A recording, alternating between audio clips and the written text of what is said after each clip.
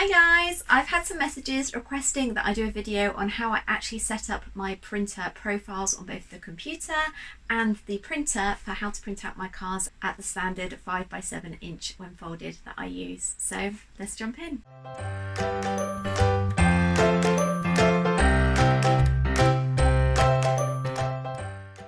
First thing you need to do is go up to a new document, and I am going to make sure this is on print ready, and then go over to the sizing, change it from millimeters to inches, and I need to set mine up with a width of 7 inches. That's going to be on the actual longest side, and then the page height is going to be 10 inches so that when it's folded it's going to measure 5x7.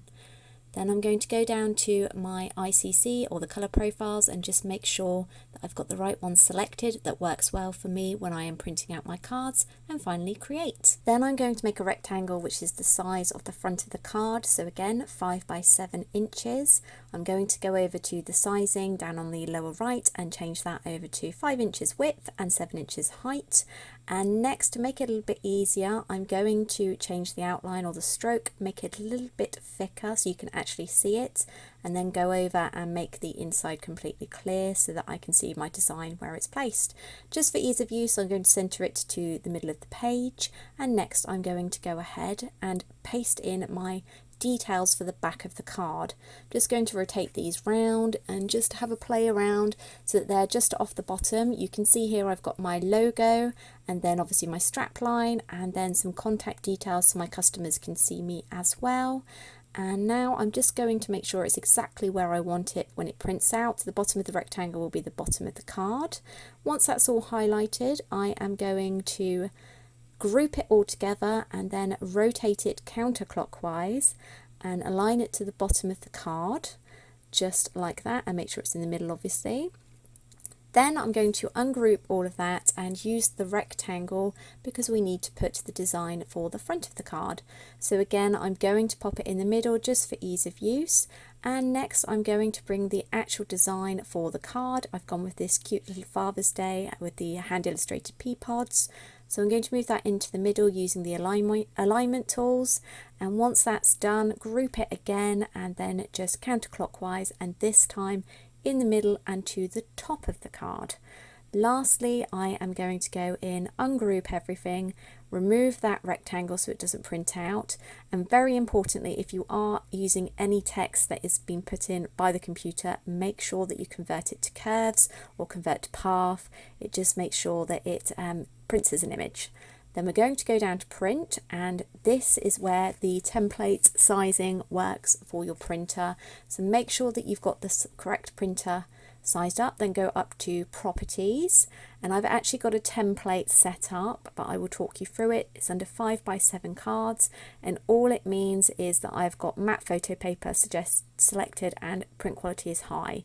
Next, you need to move from A4 and find custom. I'm going to change from millimeters to inches and match this up to what I had before. So 7 inches for the width and 10 inches for the height, and press OK. OK to come out of that, and I've got a red box. This means that it's not quite matching up, so I'm going to manually input on custom that the width is actually 7 inches by 10, and you can see that's gone to red, and then OK. Now it's all set up on the printer. The next step is going to be obviously printing onto the blanks themselves. If you haven't seen it already, I'll drop a card somewhere where you can see me actually making the blanks. I talk you through the card that I use and how to obviously turn it into a card blank. So now let's get that printed. Here's one I made earlier. This one is already creased. I'm not sure if you can see there. But when you're printing, you want to have it so that the design itself prints on the creased bit that's not sticking out. Let's just see. Not sure if you can actually see that, but just down here there is a line where it kind of sticks up a little bit, so that needs to go on the inside.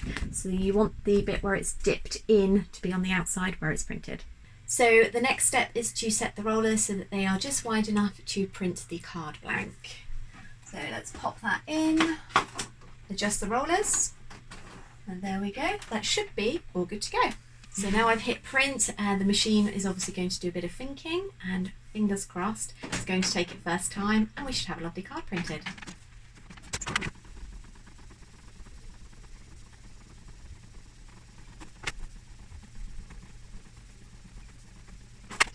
Okay, so that's all done there. As you can see, it is pretty equally lined up in the middle there. That's because of occasionally it'll be a few millimeters out, just because of each printer is ever so slightly different. It depends on whether or not it takes the card on the first pass of the rollers or slightly behind, but I'm sure you can agree that's looking pretty good. So now we just need to get it folded and then it will be good to go. So I'm just going to fold that over there like so, and then use just the card boner to grease it like that. And ta-da! I think if I was to take a ruler and just have a look roughly how far in that design is there, what's that, about 1.3 and 1.3 again. So like I said, that is pretty spot on. We've got the card design on the front, the inside is blank, and then on the back we've got my contact details. I'm pretty pleased with how that's turned out. As some of you know, the printer itself, the Canon AP8750, love-hate relationship. The colours could be better, but I cannot fault it for managing to print pretty much spot on where I've lined everything up. It works really well with my Affinity designer, so that's a big plus in my opinion.